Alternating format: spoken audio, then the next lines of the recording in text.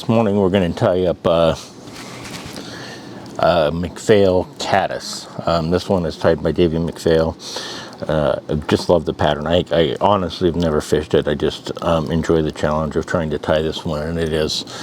It uses some interesting techniques, and it's one that I'm still learning and I'm not good at. So I'm hoping that this turns out okay. We're going to start out with a Scud Hook in the vise, and in this particular case we're going to use a size 12.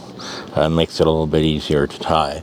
We're going to start not with thread, but we're going to start out with some lead wire or lead foil that looks like this, and you just cut little strips off of this rather than using a wire to wrap up your hook. And I've already done that, where I've cut off a small strip of the material here.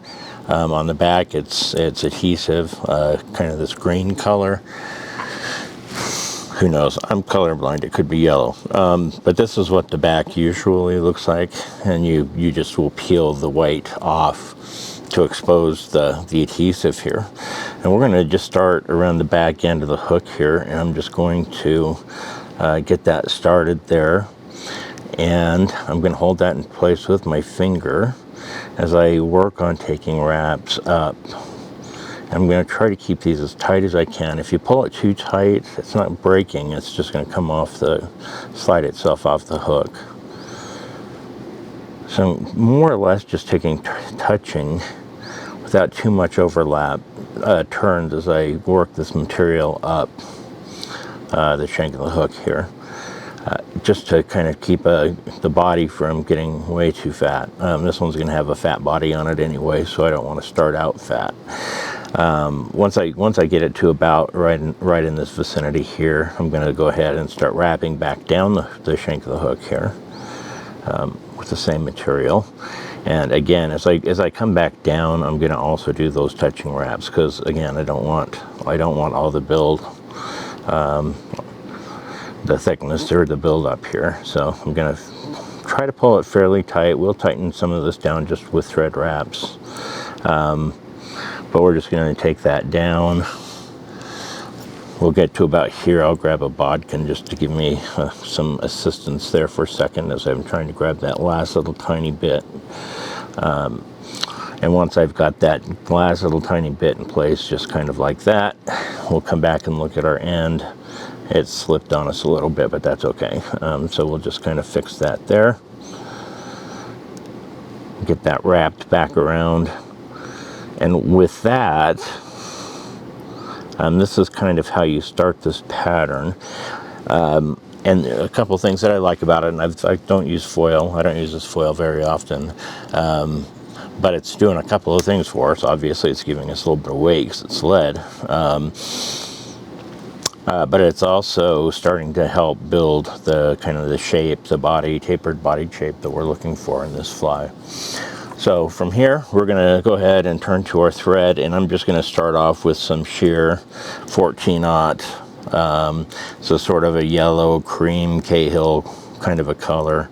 I have waxed this thread and I will throughout this pattern, because you'll see as we tie it that these wraps of the lead wire they're pretty slippery, but I do want to pull some tension on this, because that's also going to help me keep this fly not so hard I'm going to break the thread, but enough that it'll pull some of that lead foil in a little bit. Just go ahead and loosen my vise up a little bit and kind of reposition, and then we'll pull this tight again here. Now you can see the top of the fly, the top of the hook is now a little bit more parallel. And that's gonna, we'll shift this around a few times, but that gets us up to about an eye length behind the eye of the hook here, and that's where we're gonna start with our next adventure. The next material we're going to tie on, we're going to actually do some work with it first. And basically what I've got here that I'm dangling in front, hopefully of the camera, is just some monofilament. This is kind of that really showy greenish yellow kind of color. And I'm going to cut off a section, you know, about like so. And I will put it between a pair of tweezers that I've got here in my hand. Try to get it right in the middle as much as possible. So I'm just going to take these now melted eyes from the Monofilament, and I'm just going to take a wrap or two around those eyes, just about like that. Then I can let go with my my tweezers, and they look kind of like that. Very skiwampus. That's not how we want them ultimately, but the thread will hold it in place so that I can now kind of grab some tweezers, and I can work on getting those to about the length that I want on either side. So I'm just going to push that through a little bit. And once I've got those pretty much where you want them as far as length on either side, now I'm going to start taking some figure-8 wraps around these eyes. I'm going to make sure I turn them so that they're sitting straight on top of the hook, and we'll end up starting to have something that looks like this. Okay, and so figure-8 wraps. So here I am behind the eye. I'm going to come behind the eyes, over the top of them towards the eye of the hook.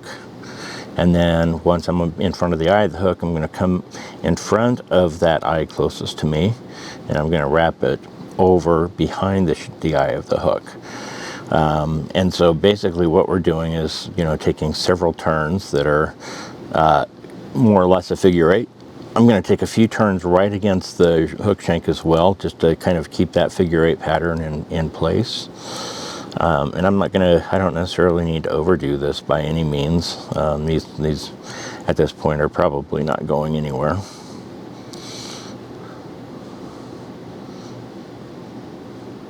I'll be a little bit careful with them. You'll want to cool those off a little bit. I like sticking them in my mouth or something. I do that a lot. Probably not healthy.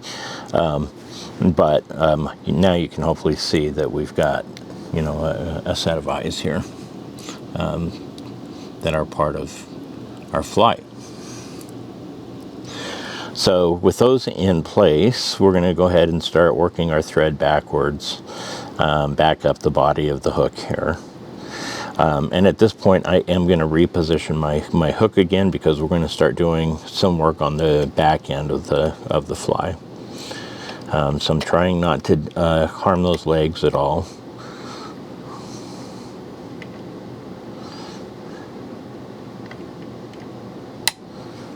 Those legs, those eyes. We'll put some legs on eventually.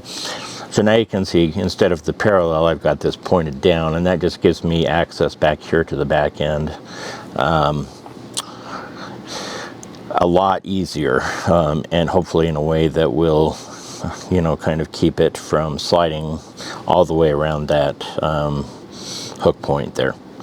So once I get my thread here, just about to the point of the hook, I'm going to go ahead and tie in my first material. So the next material we're going to tie on is just going to be some Scud back, 1/8. In this case, I'll be using tan. I've already cut myself a small piece of this off, and it's in my hand here. And I'm going to tie this in on the very top of the hook, right about where I have my thread located. I'm going to give my thread that counterclockwise spin, as usual, because as you can see now, where my thread goes, that's where I want my thread to go. If it's backwards, it'll help me secure that material on the top of the hook. Okay, so now when I stick this on the very top and I bring my thread over the top, it's coming back towards my fingers, which is going to allow me to kind of grasp that material much easier. You don't want to have to fight with your thread to do that. And we're going to go ahead and take this down, so I can actually stretch this, and I can do it. I've put enough thread wraps on now that I can stretch it without being concerned about this material just coming out or coming off of the hook. And I'm going to stretch it pretty good, especially as I get down here towards the very bend of the hook here, if I can get my fingers on it. And all that does, again, I want it centered over the top, so I'm trying to pay attention to that. I don't want much bulk back here, and by stretching it, I've got a little bit less material on this particular fly here. So I've got that where I want it. I'm going to come back up to about where I started that scud back, where I tied it in, you know, right about at the hook point again. And the next thing we're going to turn to is we're going to use some yarn. In this case, I am using some uni fluorescent yellow. It's a nice bright yellow color.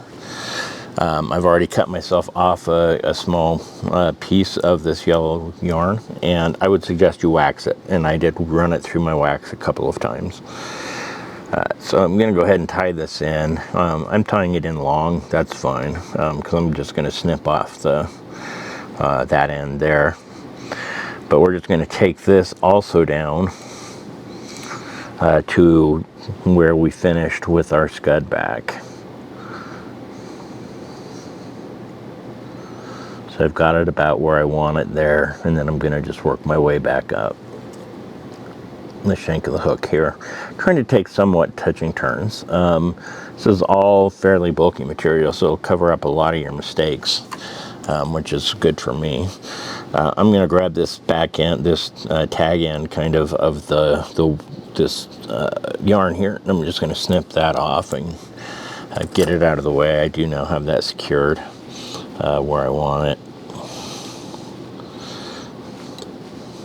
And I'm just going to, you know, finish wrapping this up towards about where I want the body of this, the abdomen of this fly to kind of end.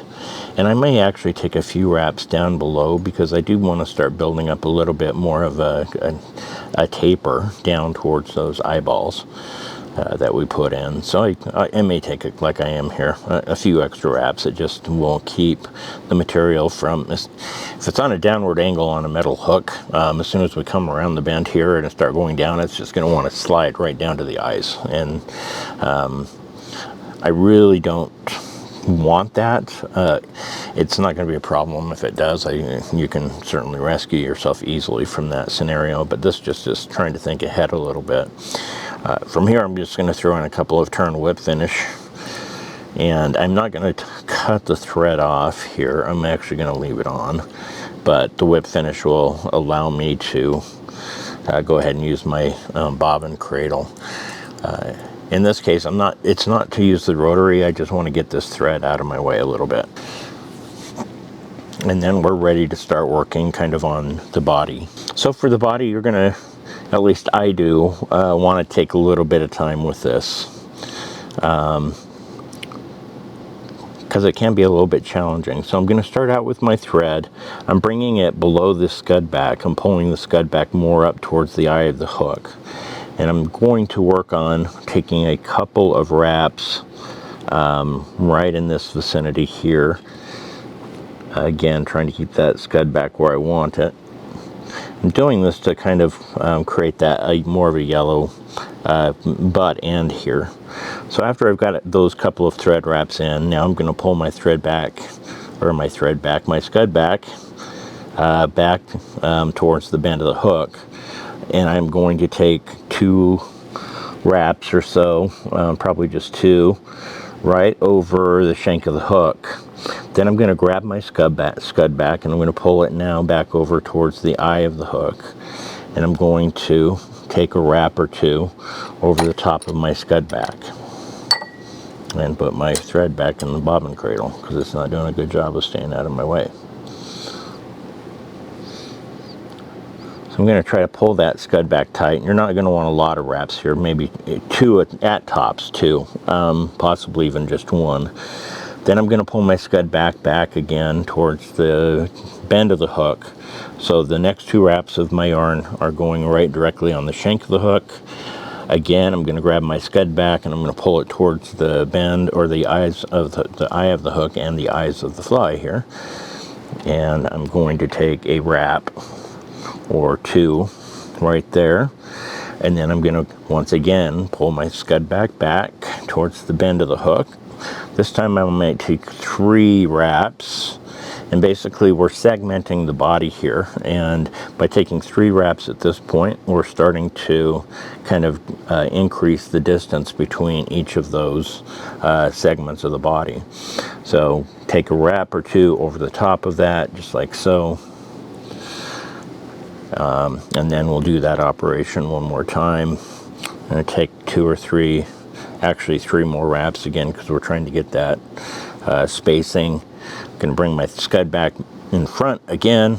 I'm going to take my yarn, pull my scud back fairly tight, and work on keeping that centered over the top of the hook as much as you can.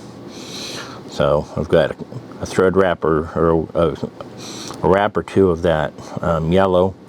I'm going to pull that scud back again, and from here I'm going to just go ahead, and now I can release from my bobbin cradle. We're going to tie that yarn down, secure it into place. Then I'm going to kind of just try to pull everything a little bit backwards, and we're going to just start taking a few thread wraps back up towards where we ended with the scud back, and that will secure that that yarn into place. And we're done with the yarn. We're going to keep the scud back going with us all the way through this fly. So I'm just going to come back in with my scissors here, and I'm going to clip out this piece of yarn. So now that we've got our yarn kind of secured, we've got our scud back still attached here. Hopefully you can see this really kind of nice looking translucent banding on this, and on the underneath it's just going to be the yellow yarn because we've just brought the scud back over the top. But it's a pretty cool technique. From here I'm going to pull my scud back. I'm sure it's going to want to wrap itself back towards the front again, and I'm going to throw a little bit more wax on my thread here for our next material. The next material that we're going to put in is we're going to put in some legs using a partridge feather. So I'm just going to go ahead and put that wax on my thread, and I tend to run my fingers over it afterwards, so I just don't end up with as many globs. And I'm going to reel my thread up so it's a little bit in there, a little bit tighter. And from there, I'm actually going to use, rather than my skin this time, I'm going to use some dyed brown partridge rather than natural. It's got these really nice, you have to kind of fish for them a little bit in the pack, which can be a pain, but you're kind of looking for a decent feather, kind of like this, that will then kind of turn and we'll strip off the curlies, and then we'll, you know, kind of turn it like so. I've already got a feather prepared, so I'm just kind of going really fast through this part just to kind of show you what you do. So once you've got the fuzzy stuff off, I'm going to be very careful with my scissors here, and I'm going to let them kind of poke through a very narrow area here, and I'm going to clip that with my scissors. And what you see is you end up with this nice V that we're going to be using to tie in our legs. But of course I already prepared that just to try to be a little bit more efficient. So here's the one that we'll be using here. Same process as the last. And I'm going to have this straddle the fly here with the scud back turned back here, and it's going to want to bounce a little bit forward, and that's okay. So I'm going to have this gap go on to either side, and often I'm going to point that almost straight down or pretty close to straight down. Once I've got that about where I want it, I'm going to be very careful and come in and pinch that pretty tight with my fingers. I'm going to take a loose thread wrap here that will tighten on the way up to try to keep those as much as we can from spinning around. And you can see what we end up with here is, you know, a good set of legs on either side of the hook. I'm using this partridge feather. So once I've got that where I want it, I am going to go ahead and take a few more thread wraps on it just to make sure I got it in place. So I'm wrapping down towards the eyes just a little bit. And then we're going to come in with our scissors. Try not to cut off our eyeballs. Also try not to cut off our scud back. But let's work on cutting off this piece of partridge feather. I'm left-handed. We're going to go in from the right side with my right hand. So let's see how this works out. Well, that worked. I still have eyes and I still have fingers.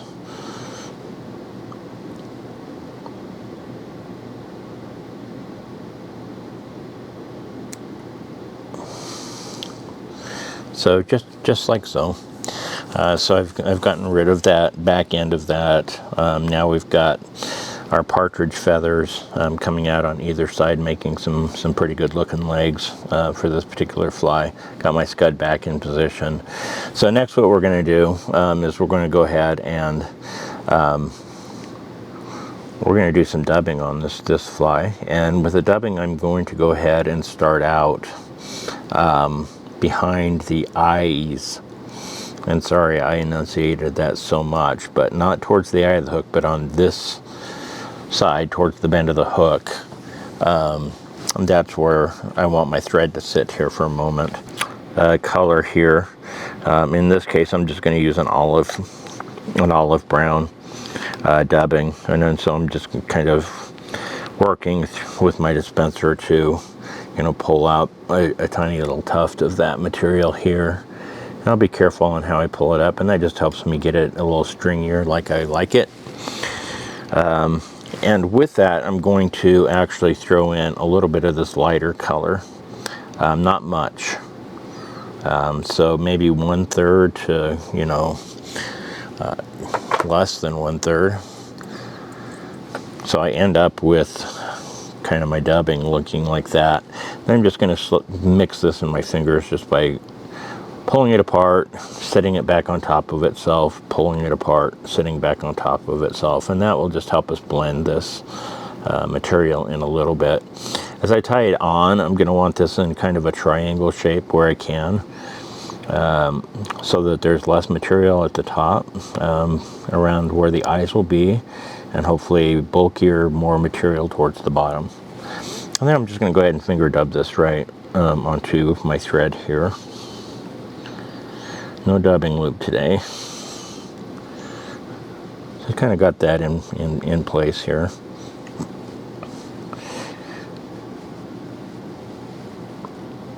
I don't want to overdo it, but it does look like I'm probably going to be coming back for a little bit more. I'm just sliding that dubbing down a little bit. I'm going to want to take a few wraps here behind the eyes with this dubbing. And there's so little of that dubbing at the beginning there that I'm actually going to take a few thread wraps. We're going to want this thicker the further we move up to where we tied in those partridge legs, because that's where we're going to want this beefier, is towards the back end of the hook and not behind the eyes here. Okay. And as I noted, yeah, we're going to make a quick swing back and grab a tiny little bit more, just the tiniest bit, especially when I'm mixing these together.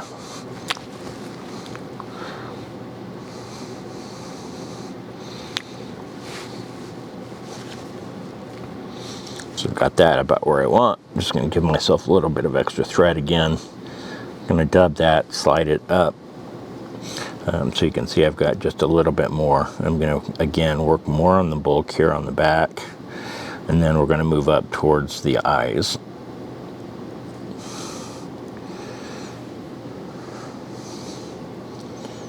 And like they say, a third time is a charm.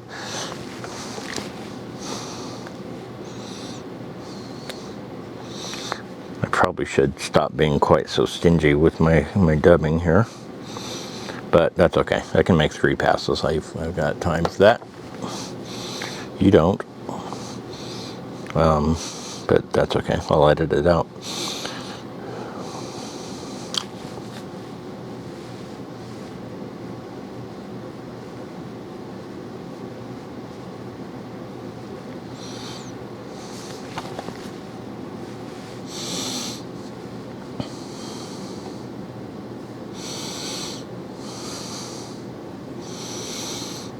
Okay, so hopefully this will be our little last bunch of dubbing here.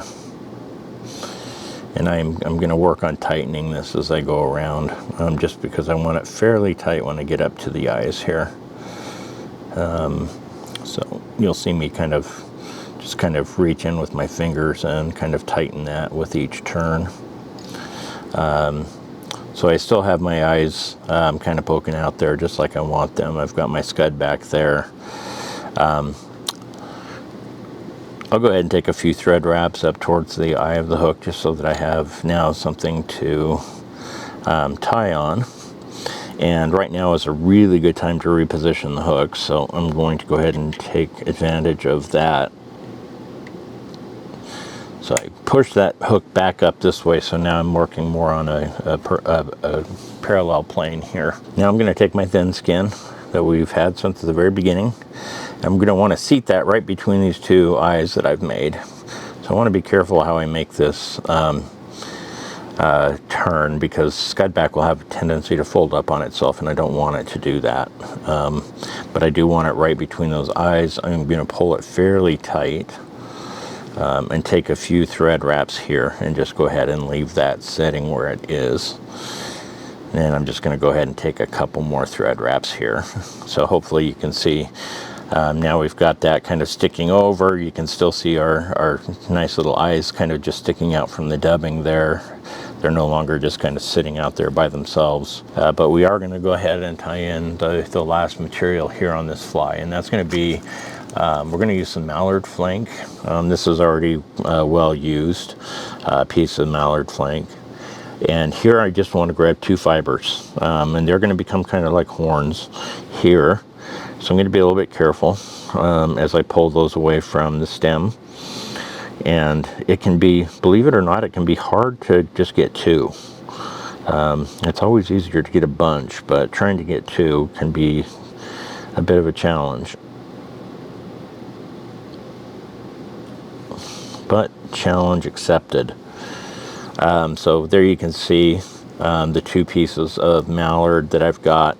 You know, as usual, I'm going to try to pull those 2 up perpendicular to the shaft of the hook at a 90-degree angle. That will help me make sure that these are about the same length and lined up. And then I'm just going to pinch the very bottom down here by the shaft, and I'm just going to pull those off, and I'll set my mallard flank over here.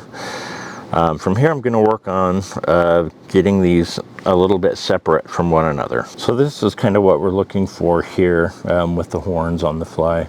So I've got those 2 fibers from the mallard flank, got them separated out a little bit. I'm going to put those over the top of the hook, and I'm going to want one on either side and a little bit long. Then I'm going to kind of pinch them tightly. That will just help me keep them from rolling around too much. And I'm going to take a loose wrap here.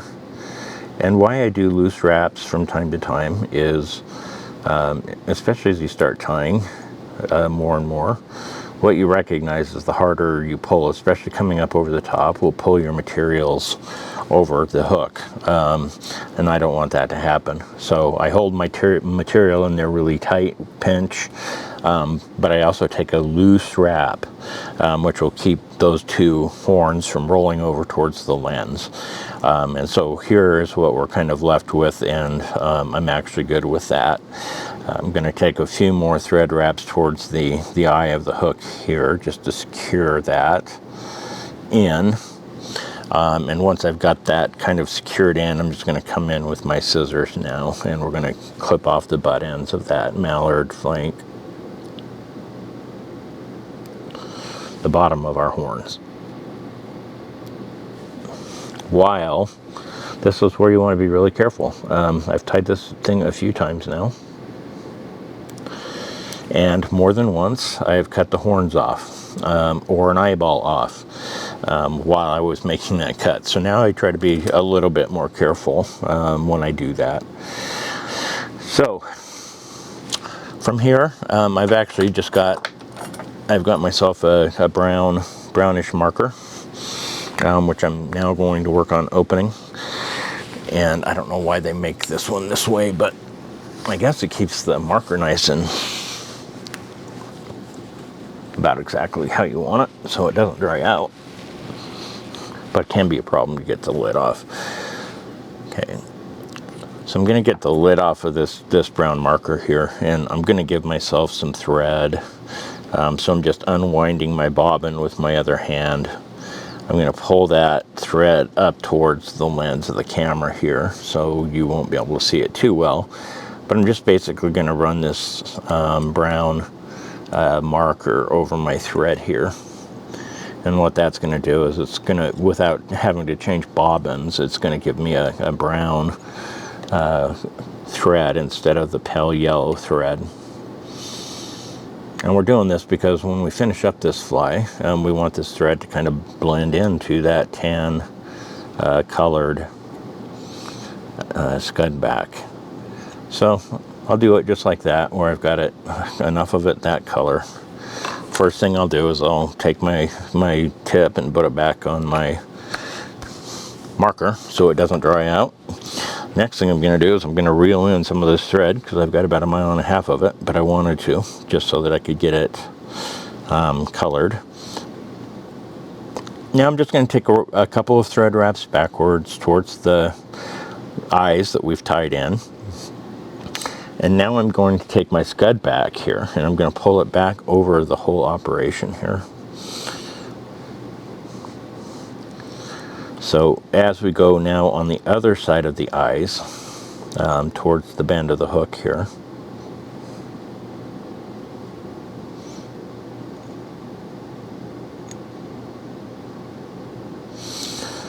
you can see that these thread wraps that we're putting into place now don't show up nearly as much, because we've gone ahead and painted them kind of that scud back color. So the other thing that we're going to do here, and I don't do this a lot when I tie, but I've seen a lot of others do it, but it works out really well here, and it's just a preference thing. I've actually got some super glue cement here, and what I'm going to do is I'm going to once again pull my thread out towards the lens a little bit, and I'm just going to dab.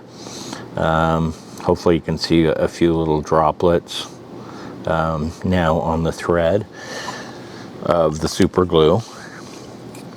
And basically what that's going to do, it's going to help us secure this thing. It's more or less going to be tying in kind of like your head cement, except we're going to be applying that head cement more or less just using our thread that we put some glue on to start with. With that taken care of, I'm just going to reach over here. I'm going to grab my whip finisher. I'm looking at my thread. I still do have some brown on that, which is good. Knowing I use super glue here, I'm not going to need to make like 40 turns or anything on this. We'll just make a few turns with our whip finisher, trying to keep an eye out for the eyes there. And I'm going to go ahead and just let that slide right off. Pull that backwards a little bit. And then I'm going to put my